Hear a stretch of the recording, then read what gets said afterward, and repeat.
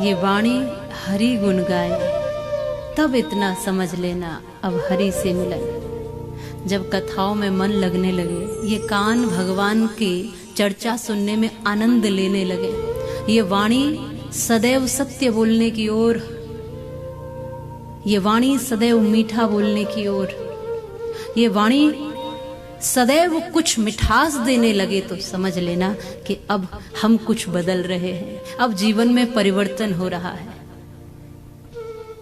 वाणी में भी कर्कशता, सुनना भी अश्लील ही, चुगली ही, निंदा ही, बोलना भी तो एकदम कड़वा, चलना तो विपरीत रास्ते पे,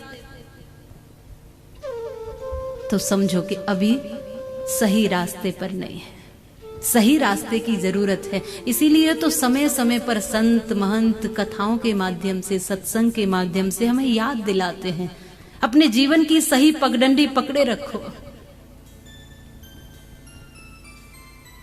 भटकने की कभी भी गुंजाइश हो सकती है, इसलिए मजबूती से डटे रहो। भटकने के लिए कोई भी उम्र, ऐसा मत समझो कि जवानी में ही भटकते हैं, बुढ़ापे में भी भटक जाते हैं। इसलिए सही रास्ते के लिए सदैव कहीं ऐसी जगह जुड़े रहो, मन ऐसी जगह लगाए रखो कि चाह के भी मन इधर उधर ना जा सके। किसी को अपने हाथ में, किसी को डोरी पकड़ा दो अपने जीवन की कि ये पकड़ो गुरुदेव, ये पकड़ो संत महात्मा को, अपने बड़ों को, अपने श्रेष्ठों को, अपने जीवन की डोरी पकड़ाओ कि इसको पकड़ के रखना।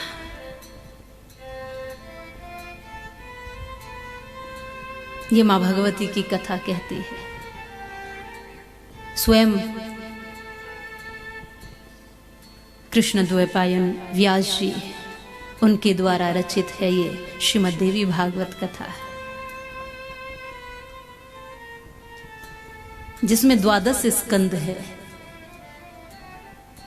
जैसे भागवत कथा में भी 12 स्कंद हैं, इसमें भी 12 ही स्कंद है।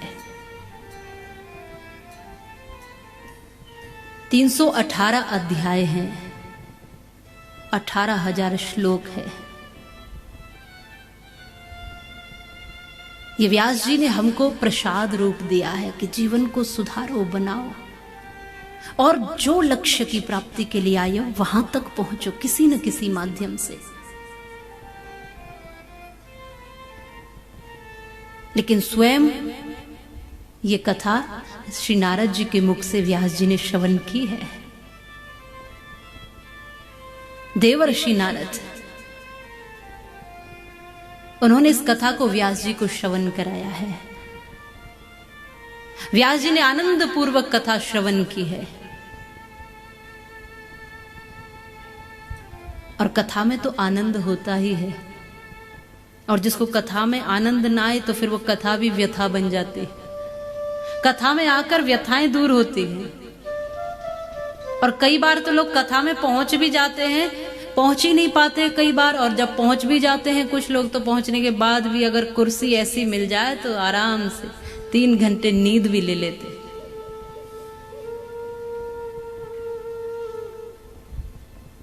ये सत्य है, और ये सत्य है। कई बार कथाओं में, सत्संग में नींद ज्यादा आती, क्योंकि घर में तो अब इतना शांति रही नहीं, घर तो अब क्रांति का अखाड़ा बन गए, तो फिर कथाओं में थोड़ी सी शांति मिली। श्री ठाकुर जी के मधुर कथा सुनी, माँ भगवती के भजन सुने, कुछ आनंद आया, मन शांत हुआ, व्याकुलता समाप्त हुई, अशांति समाप्त हुई, तो कहीं एकाग्रता जुड़ी। तो हम भजन में भी जा सकते हैं, फिर एकाग्रता होने पर हम ध्यान में भी जा सकते हैं, और नहीं तो, और सब अपने अपने तरीके से जिसको जहां पहुंचना है वो पहुंच ही जाते हैं। व्यास जी ने एक बार गौरैया के घोंसले को देखा, उसके बच्चों को देखा, और मन में भाव आया कि देखो, इंसानों की तो बात छोड़ो, ये जीव जंतु, चलो इंसानों को तो थोड़ा सा ये रहता है कि पुत्र होगा तो मेरे जीते जी तो सेवा करेगा ही, मेरे मरने के बाद भी बाकी क्रियाओं को देखेगा, कहीं ना कहीं मोक्ष को दिलाने वाला। उसको स्वार्थ होता, इनको क्या स्वार्थ है कि ये सुबह से जाते हैं, दाना ढूंढते हैं, फिर वो दाना जो है अपनी चोंच का दाना, अपने मुख का निवाला भी अपने बच्चों के मुख में दे देते हैं। इतना प्रेम जब संतानों के प्रति देखा, इस अबोध जीव में भी इतना प्रेम छुपा हुआ है और अपनी संतानों के प्रति इतना मोह, इतना समर्पण है, तो व्यास जी के मन में भी पुत्र प्राप्त करने की इच्छा प्रकट हुई।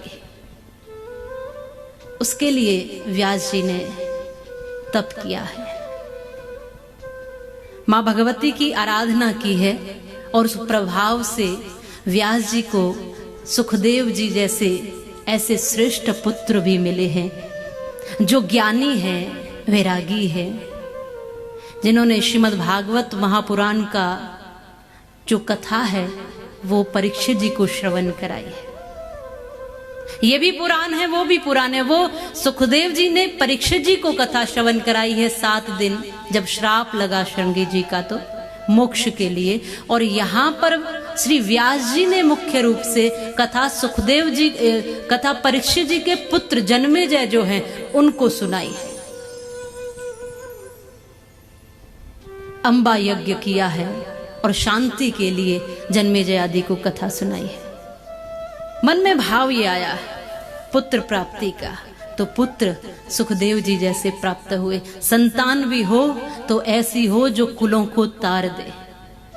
जिस संतान के लिए माता पिता यजन करते हैं, जिस संतान के लिए कितना तीर्थों में जाते हैं, संतों के चरणों में कई बार मस्तक टेकते हैं, संतानों के लिए पूरा जीवन न्योछावर कर देते हैं, संतानों के लिए ही सोचते हैं। जब से संतान उनके घर आती है तब से माता पिता अपने लिए सोचना छोड़कर उस संतान के लिए अपनी आंखों में सपने भरते हैं।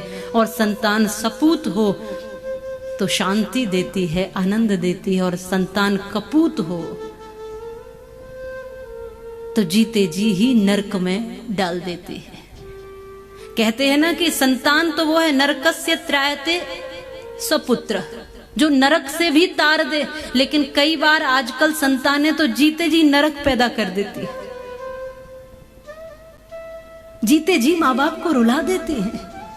मरने के बाद आप कितने भी हवन यज्ञ करवाते रहो, उनके नाम से भंडारे पाठ और तमाम कुछ करवाते रहो, लेकिन जब मरने के बाद इतने यजन करते हो, यदि माता पिता जब हैं थोड़ी सी सेवा उस समय कर लें तो कितने आशीर्वाद देकर, कितनी संतुष्टि से वो माता पिता इस धरती से विदा होंगे।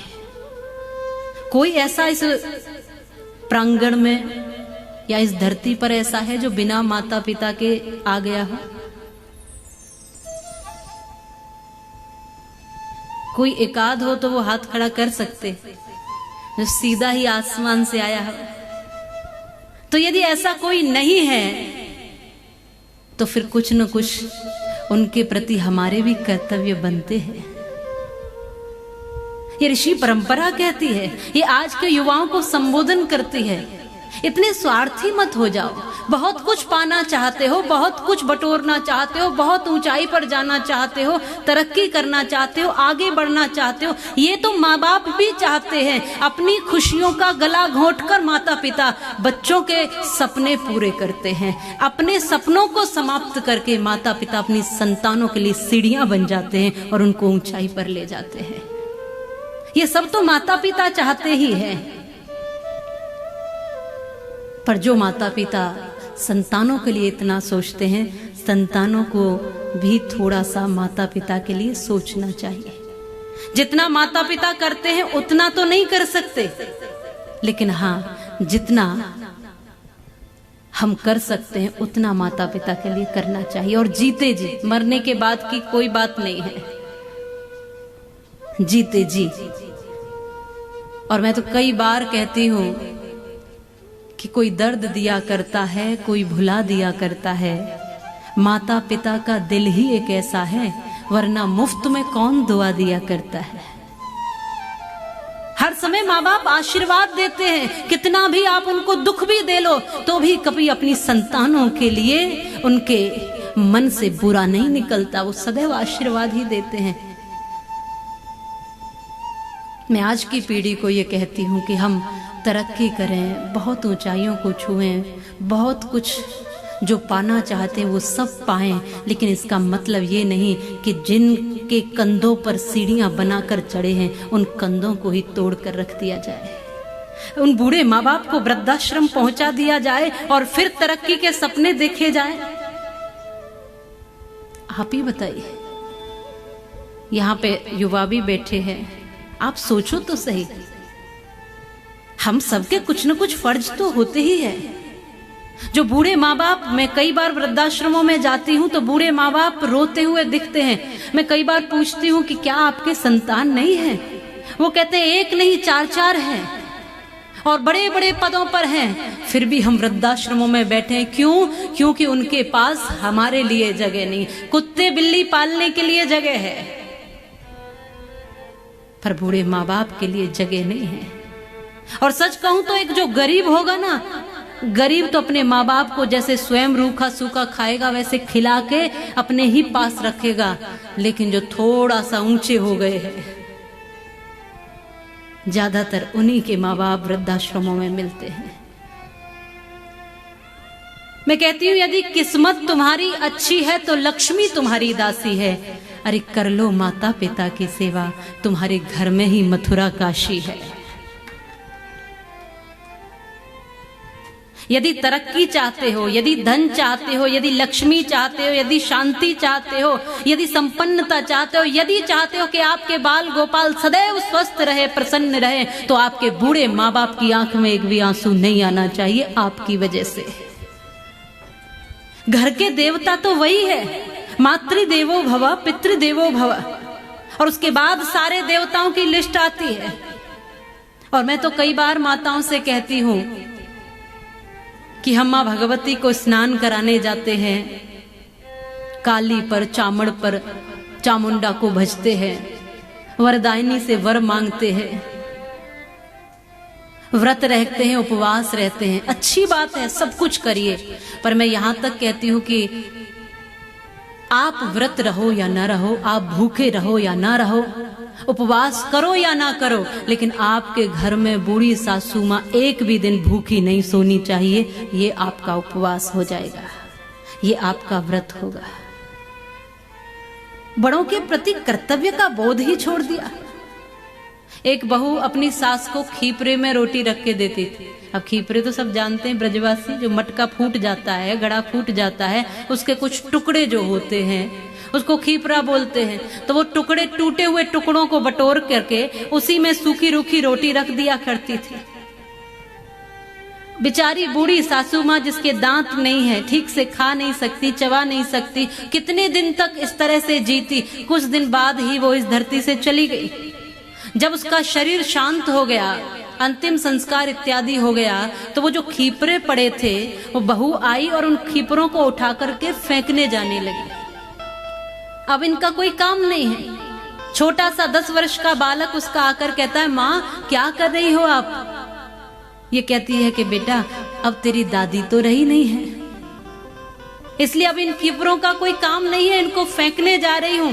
वो बालक कहता है, माँ इनको फेंको मत, इनको मुझे दे दो, मैं संभाल कर अलमारी में रखूंगा, और जब तुम बूढ़ी हो जाओगी तो तुम्हें भी तो भोजन किसी में कराना पड़ेगा, तुम्हें भोजन इसी में कराऊंगा। क्योंकि वो बालक अबोध है, वो नहीं जानता, वो सोचता है, वो जैसा देखता आया है वो सोचता है कि बूढ़े हो जाने पर भोजन इसी तरह दिया जाता है।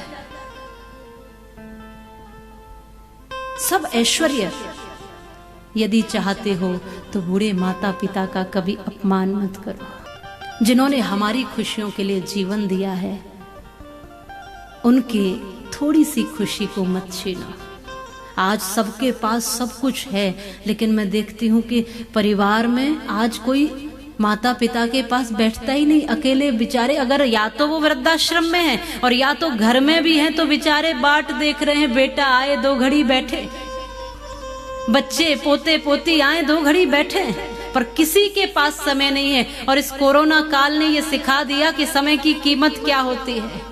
और अभी भी यदि हम परिवार की महत्वता, यदि भी अपनों की महत्वता न समझे हों तो कब समझेंगे।